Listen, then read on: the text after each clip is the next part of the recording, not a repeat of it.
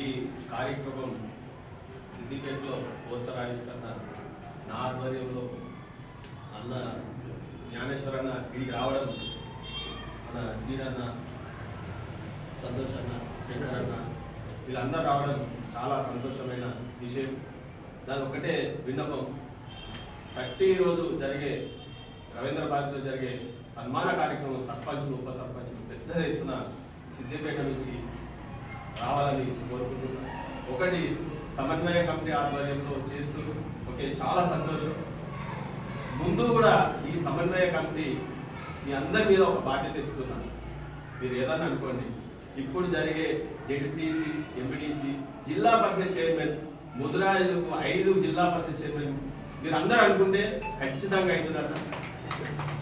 జిల్లా పరిషత్ చైర్మన్ అంటే 5 జిల్లాల మీద మన ముదిరాజుల పట్టు ఉండాలి.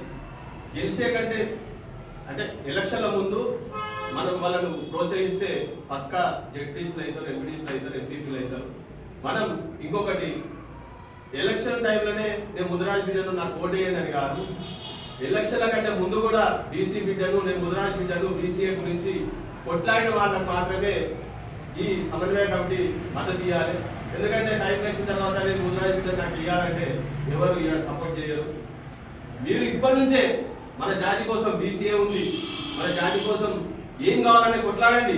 కొట్లాడడం మాత్రమే మన జాతి ముందటేసుకొని ఉంటుందని చెప్పి మీ ఆధ్వర్యంలో నేను చెప్తున్నాను. దయచేసి ముందు జరిగే ఎలక్షన్లో జిల్లా పరిషత్ చైర్మన్లు మనం 5 ఖచ్చితంగా తెలంగాణలో తీసుకోవాలి. ఎందుకంటే మనకు తెలంగాణలో మనకు హక్కు ఉంది. తెలంగాణ కోసం ఫస్ట్ చచ్చిపోయింది మన పోలీస్ కృష్ణన్న. మనం అందరం కొట్లాడితే ముదిరాలు ఉండకుండానే తెలంగాణ వచ్చింది. అది ఏ పార్టీలో అయినా ముదిరాలు తలుచుకుంటేనే ఆ పార్టీలు ముందుకు వస్తాయి. కానీ మన ప్రతి దాంట్లో ఆర్థికంగా కానీ రాజకీయంగా కానీ అన్ని వెనుక ఉన్నాం. మీరు సమన్వయ కమిటీ వ్యక్తులు చాలా సంతోషం అన్న, అందరం బాగుపడాలి అని కోరుకుంటూ మీరు ఈ సిద్దిపేటకు రావడం నాకు చాలా గర్వంగా ఉందన్న, చాలా సంతోషం అన్న. Thank you.